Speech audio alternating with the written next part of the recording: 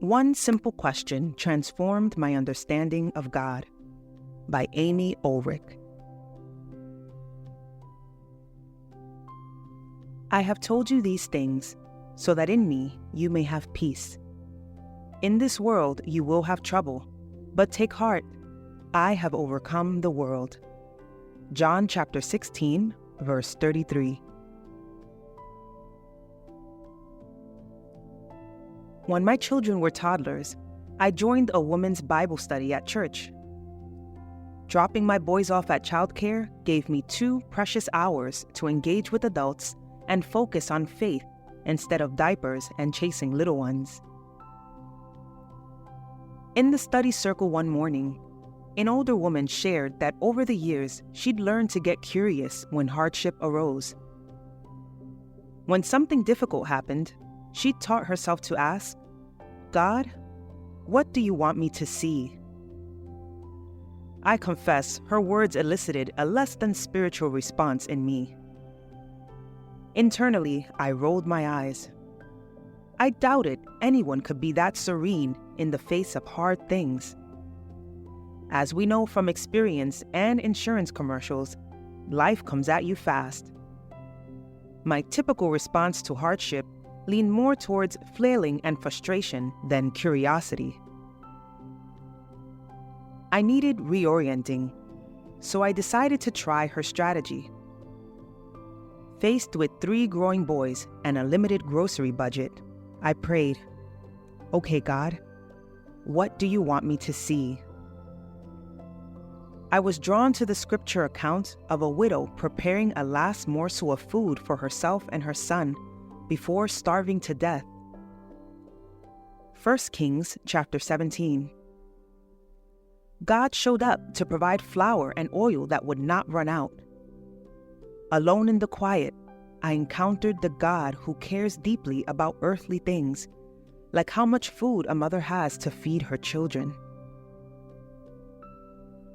Later, worn out by work, parenting, and struggling to appear like I had things together, I fell to my knees.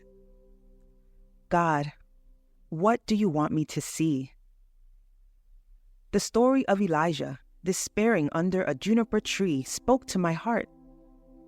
To Elijah, God came in the form of an angelic messenger and a snack. I encountered the God who meets us where we are to offer rest and recuperation without guilt.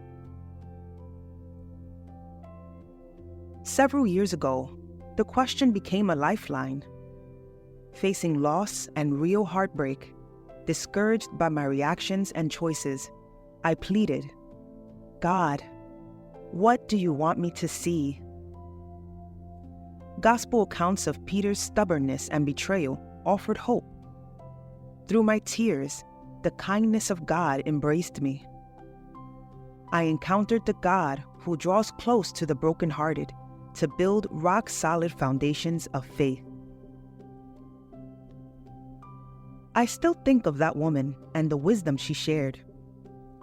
I don't need to confine my faith to set apart holy hours.